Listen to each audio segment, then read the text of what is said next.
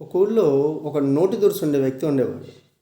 వాళ్ళ ఇంటి పక్కగా కొత్తగా వచ్చినటువంటి ఒక వ్యక్తి గురించి చెడుగా ప్రచారం చేయడం స్టార్ట్ చేశాడు.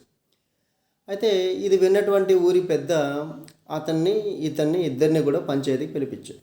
పిలిపించిన తర్వాత అక్కడ డిస్కషన్ అంతా జరిగిన తర్వాత ఆ కొత్తగా వచ్చిన వ్యక్తి ఇతను చెప్పిన విధంగా చెడ్డవాడు కాదు, మంచి వ్యక్తి అని ఒక కన్క్లూజన్కి వచ్చారు.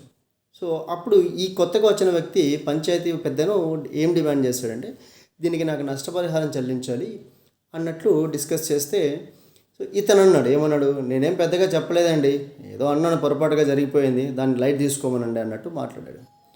అయితే సరే, ఇంకా దాని గురించి ఆలోచించిన వ్యక్తి, సరే దీని గురించి సాయంత్రం మళ్ళీ మనం పంచాయతీ సమావేశం చేసుకొని అక్కడ డిస్కస్ చేద్దామని చెప్పి, ఎవరైతే ఈ చెడుగా ప్రచారం చేశారో ఆ వ్యక్తికి వెళ్తూ వెళ్తూ ఒక కొన్ని గింజలు ఆయన చేతికిచ్చి వెళ్తూ ఆ పక్షులకు వేసి వెళ్ళండి అని చెప్పేసి వెళ్ళాడు. సరే అని చెప్పేసి ఇతను కూడా తీసుకెళ్ళి వెళ్తూ ఆ గింజల్ని ఆ పక్షులకు వేసేసి వెళ్ళిపోయాడు. ఈవినింగ్ మళ్ళీ అందరూ పంచాయతీ పెద్ద చెప్పిన విధంగా పంచాయతీకి వచ్చారు.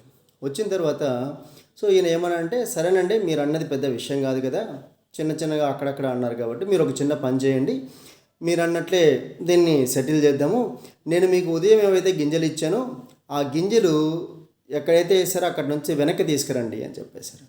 ఆయన ఇలా అన్నాడు, అదేంటంటే గింజలు ఎప్పుడో నేను పక్షులకు పెట్టేశాను, అవి ఎలా వెనక్కి తీసుకురాగలను అంటే, అయ్యా ఇది కూడా అంతే, మనకు తెలిసి తెలియకోకుండా ఒక వ్యక్తి గురించి చెడుగా మాట్లాడడం వల్ల అది చేరాల్సిన దానికంటే ఇంకా ఎక్కువ చేరి అతని డ్యామేజ్ చేస్తుంది.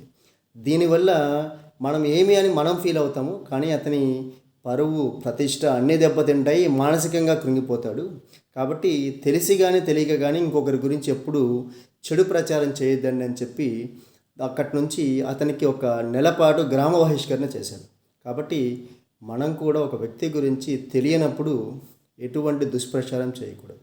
ఎందుకంటే చాలామంది సఫరర్స్ ఉన్నారు ఇటువంటి వ్యక్తుల వల్ల. Please remember. Thank you.